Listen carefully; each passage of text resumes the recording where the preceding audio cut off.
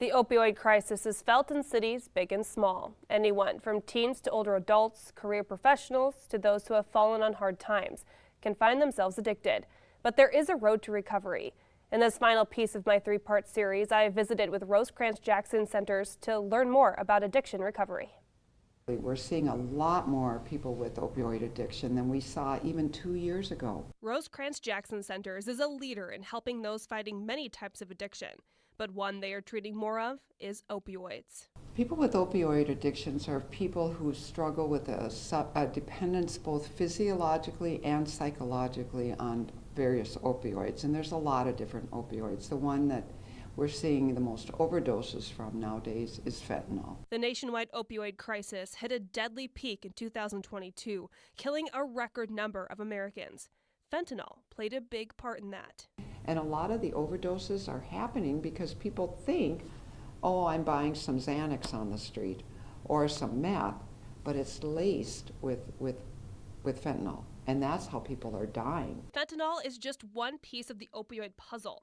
Opioids are a common prescription drug for treatment of many injuries and ailments. It's also commonly found on the street.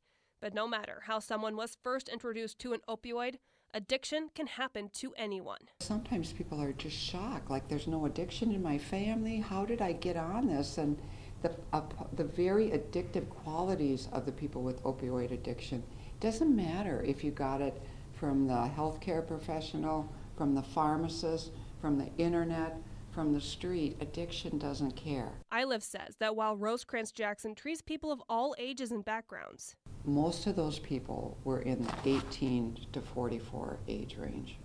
So they're not the teens, they're not the older adults, but they're the working adults, the people in our society that are out there and they're supposed to be doing life and at the top of their careers, and they're dying because of opioid addiction. Recognizing the addiction and admitting you have a problem is one of the biggest steps in recovery. And recovery isn't linear. Relapse is not inevitable.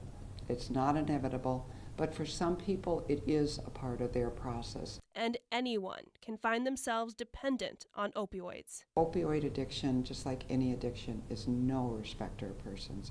It doesn't care if you're in the middle of the city, if you're in the inner city, or if you're on the farm. But recovery is no respecter of persons either. It can happen to anyone, so we encourage you to call for help.